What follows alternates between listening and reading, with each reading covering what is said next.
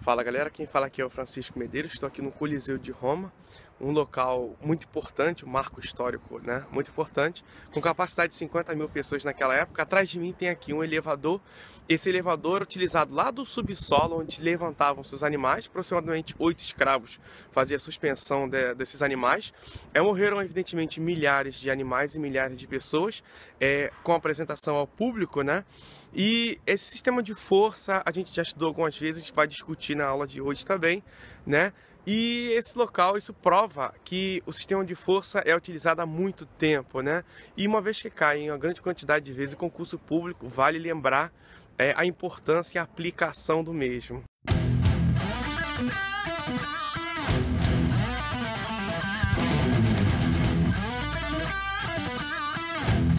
Então, mas quando se fala de elevadores, eu recebi alguns e-mails falando sobre eles. E a pergunta consistia sempre na mesma situação.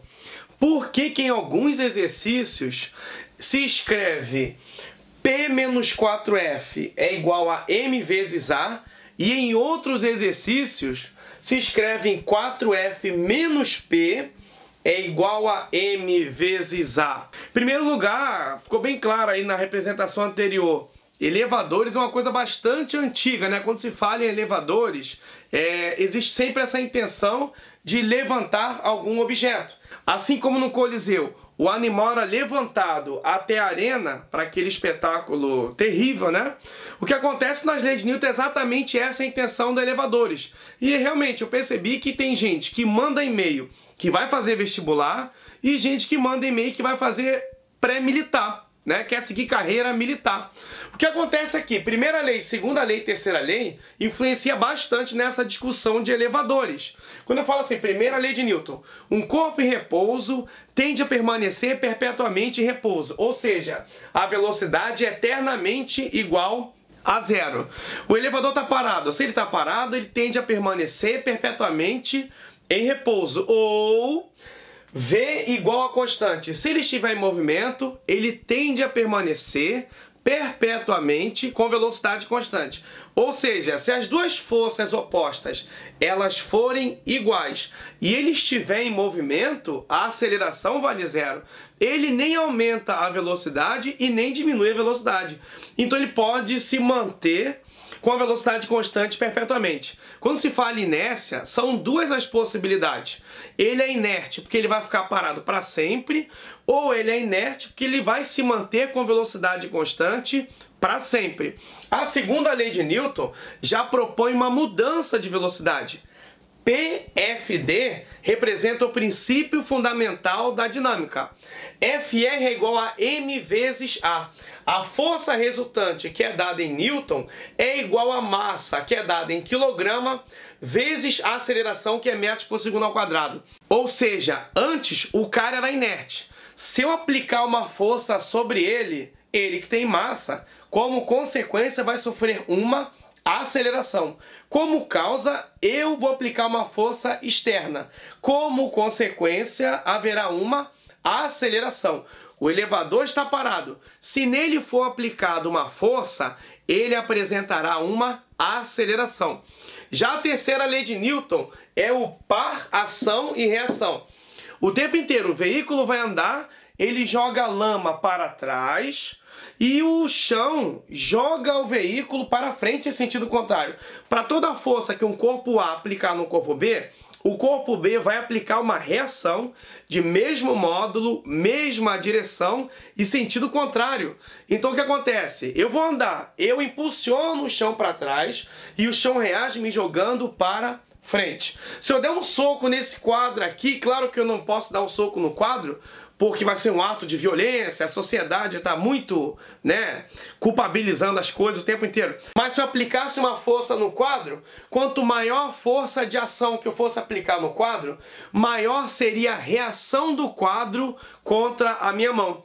No caso do elevador, respondendo a pergunta da pessoa, primeiro que ela precisa estudar um pouquinho sobre as 3 leis de Newton para depois encarar o exercício. Eu não acho uma boa ideia você fazer exercícios de um concurso quando você não se habituou a ler a teoria, cara. É super importante que você leia a teoria, comece a fazer uns exercícios mais simples, de médio aos mais complexos. Quando você começa a estudar um assunto e começa pelo exercício complexo, sem nunca ter visto a teoria, você pode sentir alguma dificuldade. Então essa era a pergunta. Por que às vezes eu escrevo P menos 4F é igual a MA e em outras situações eu escrevo 4F menos P é igual a MA? Em primeiro lugar, eu queria que você pensasse o seguinte, aqui eu tenho 4 forças orientadas para cima e o P orientado para baixo. Quem é P? É a força peso.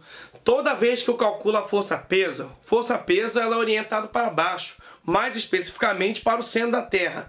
Eu sempre calculo força peso utilizando M vezes G, ou seja, massa vezes gravidade. Se eu encontro no exercício a massa do elevador vale 600 kg, G é a gravidade 10, força peso que é M vezes G, isso daria 6.000 newtons. Então assim, eu já posso imaginar uma determinada situação onde a força peso seja igual a 6.000 newtons. Aí o aluno pergunta, por que às vezes eu uso essa maneira de cima e em outras vezes eu escrevo da maneira de baixo? Imagine o seguinte, que a força F para cima seja igual a 1.000. Se você disser que F é igual a 1.000, observe agora que você tem 4F aqui. Se uma só vale 1.000, 4F seria igual a 4.000. E aí sabe o que acontece? Você tem 4.000 para cima e você tem 6.000 para baixo. Ora, se você entende que você tem 6.000 para baixo e 4.000 para cima, qual seria essa FR, essa força resultante? 6.000 para baixo menos 4.000 para cima, isso vai dar 2.000. Sentidos opostos a gente subtrai o maior menos o menor. Então assim, peraí, se eu tenho escrito aqui 6.000 para baixo e eu tenho 4.000 para cima, evidentemente que eu vou subtrair a força peso menos o 4.000, né? Então eu usaria essa situação aqui, ó, número 1, porque o peso para baixo ele é maior do que as 4 forças orientadas para cima. Vamos imaginar uma outra situação. Agora eu não quero mais chamar o F de 1.000, eu quero chamar ele de 2.000. Se eu tivesse 2.000 aqui, sabe o que ia acontecer? Eu teria 2.000 mais 2.000 mais 2.000 mais 2.000, isso resultaria em 8.000. Então se eu tenho 8.000, aí agora eu tenho 8.000 para cima e eu tenho 6.000 para baixo. Agora o elevador sobe ou desce? Antes, quando o peso era maior, o elevador desceria. Quando as 4 forças aplicam para cima uma força maior, o elevador vai passar a subir. Então eu vou ter os 4F menos o peso representando a força resultante. E aí eu tenho 4F menos o peso é igual a massa vezes a aceleração. Observe que nas duas situações eu substituí a força resultante por essas forças que são contrárias. Se a força para cima é maior do que a de baixo, claro que eu vou subtrair 4F menos o peso e o elevador vai subir. Agora, se a força para baixo for maior do que as 4 forças para cima, o elevador naturalmente vai descer e aí eu subtraio.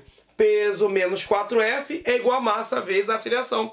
Naturalmente que o elevador ele tem a direção vertical e o sentido, ora, pode ser para cima ou o sentido pode ser para baixo, dependendo da relação entre essas forças opostas.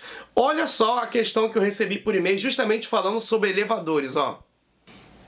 Questão que a Universidade Federal do Rio de Janeiro, ela diz o seguinte: quando o cabo de um elevador se quebra, os freios de emergência são acionados contra trilhos laterais, de modo que esses passam a exercer sobre o elevador 4 forças verticais constantes e iguais a F, como indicado na figura.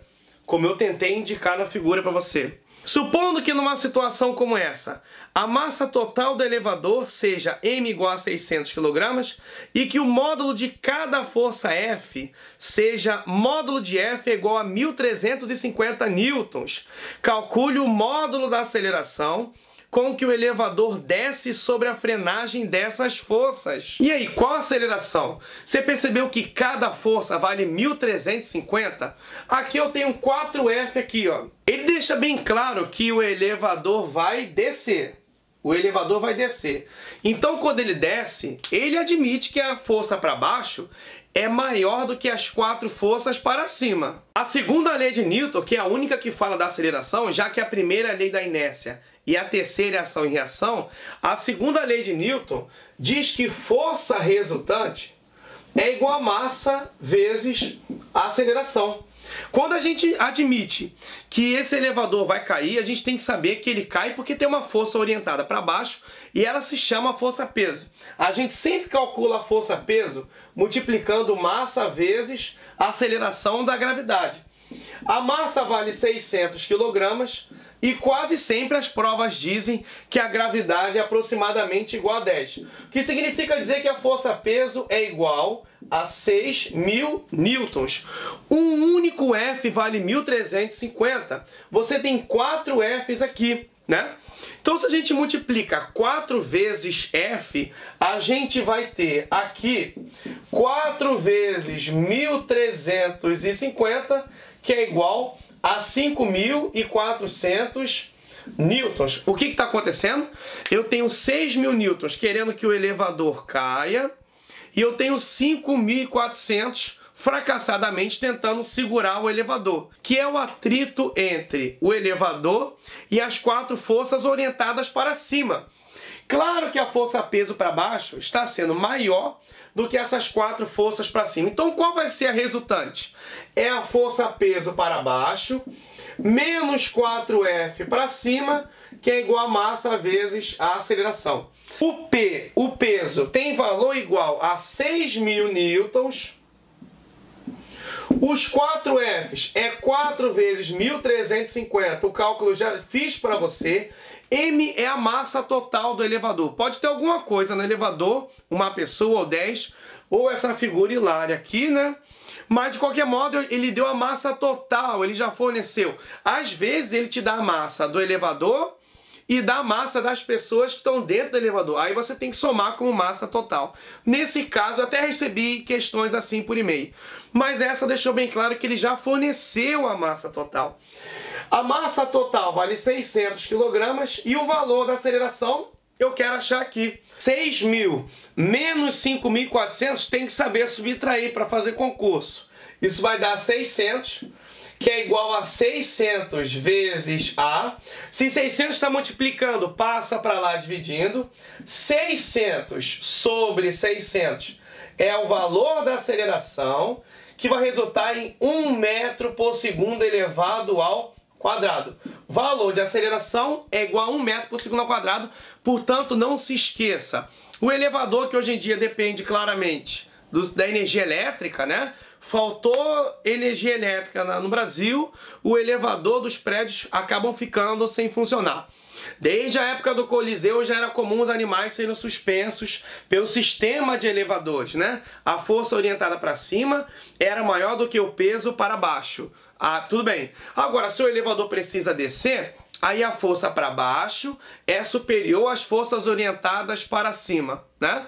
Então é isso aí. A aceleração vale 1 metro por segundo ao quadrado. Eu espero ter resolvido a questão para você e ter tirado a dúvida para vocês por que às vezes se escreve a força-peso maior do que as 4 forças para cima, ou em outras situações que é a que ele vai subir, a força para cima é maior do que o peso para baixo, beleza? Bons estudos para você que está assistindo agora. Se esse vídeo ajudou você, por favor, curta, compartilhe, se inscreva no canal que vem mais vídeos aí para você, valeu? Um abraço e não esquecer, você que quer chegar longe, a vitória pertence ao mais perseverante, valeu? Um abraço e tchau, tchau!